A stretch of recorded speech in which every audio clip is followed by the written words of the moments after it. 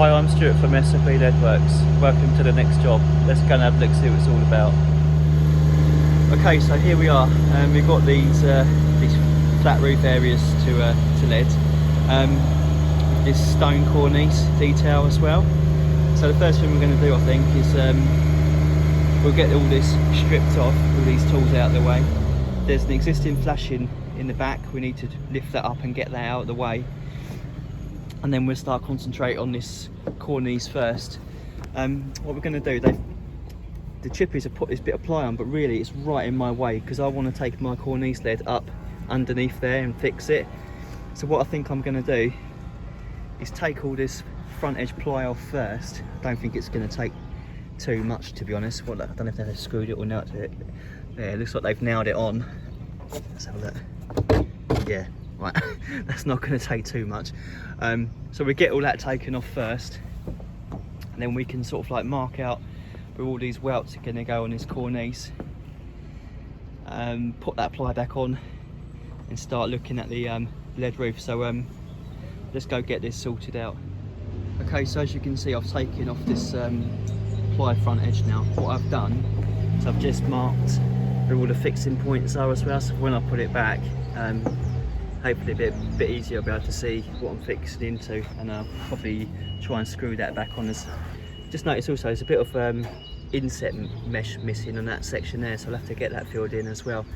Right, so now that front's off, I've just gone over this roof as well, and a few of the nails were a little bit proud. I've just had to go with a bolster and just sort of like knock them in a little bit. So that's all sorted now, ready to go. Also now I've just started marking out the cornice as well. These are always a little bit tricky, trying to work out what looks best really. What I've tried to do is I've tried to get it matching the top shelf a little bit. Where we've got I think it's like a 570 corner piece coming from the corner 570 to the welt on both sides. So what I've tried to do is I've done that down here so it kind of matches. So from this corner here, that'll be a weld going down there. We've got 570 to the centre of the welt there, and 570 to the centre of the welt there as well. Done that on both corners.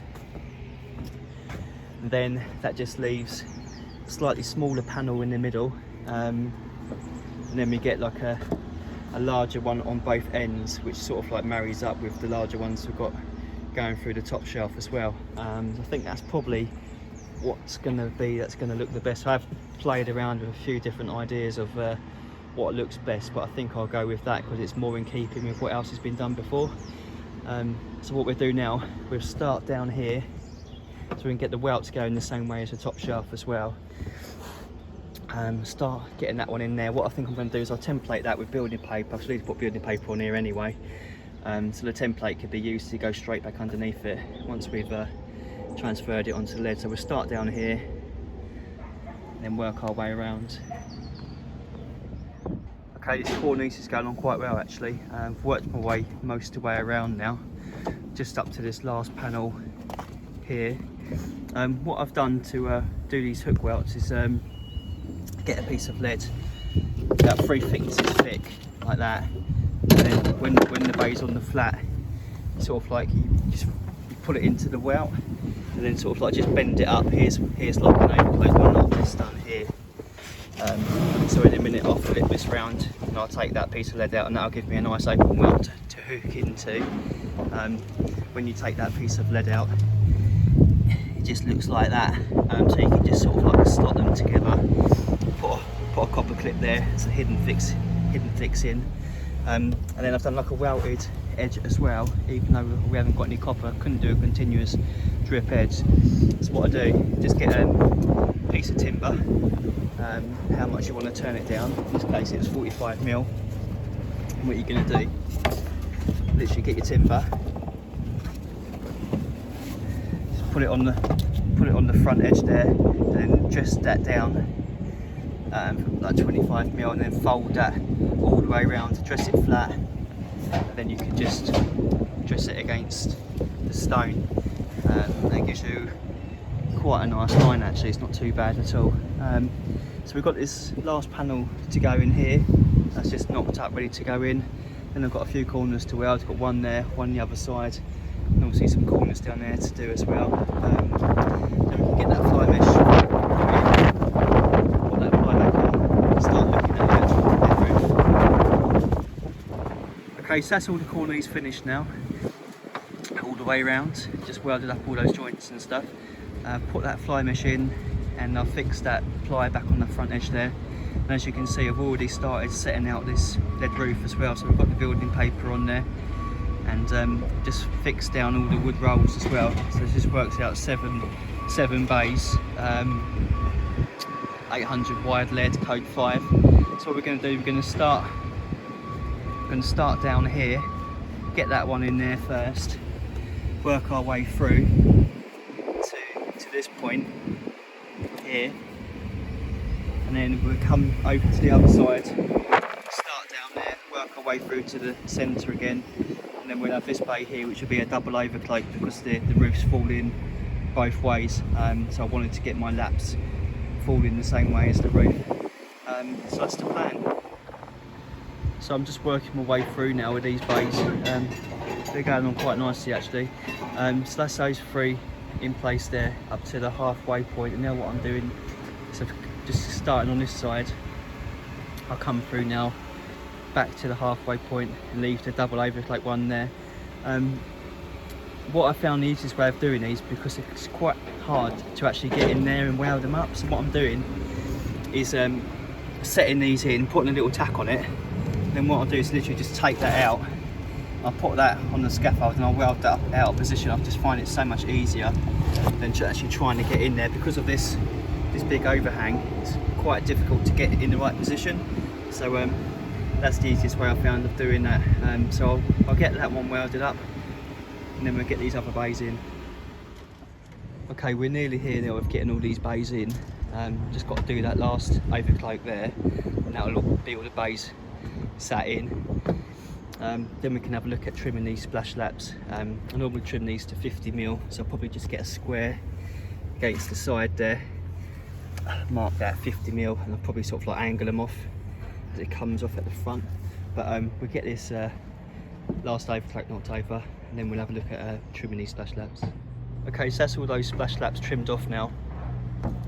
Yeah, what I did was just put my square against the side of the wood there, of the wood roll, and just scribe the line, just cut that off so they're 50mm. And the ones here, rather than just sort of like continuing them straight off, I'll just angle them so when that goes down, that should be a nice straight line following down there, rather than sort of like an angled one that comes off at a weird angle as it goes down. So that's all those done now. So what I think I'm going to do now is going to get all this front edge turned down and dressed into the copper drip. So what I'll do is I'll get some patination oil and oil it on the underside there. I've already marked how big it needs to be.